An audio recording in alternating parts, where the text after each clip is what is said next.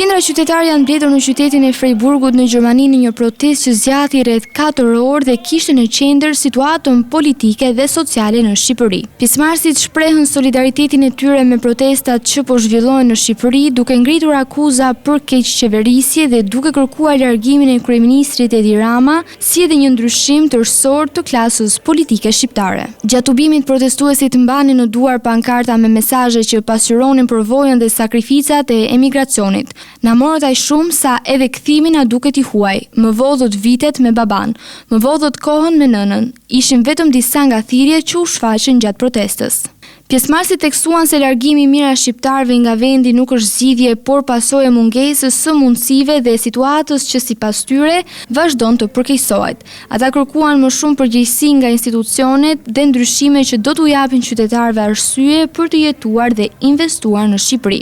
Organizatorët deklaruan se protesta e Freiburgut është pjesë e një lëvizjeje më të gjerë të diasporës shqiptare, e cila synon të bëjë të dëgjueshëm zërin e emigrantëve përballë zhvillimeve politike në vend.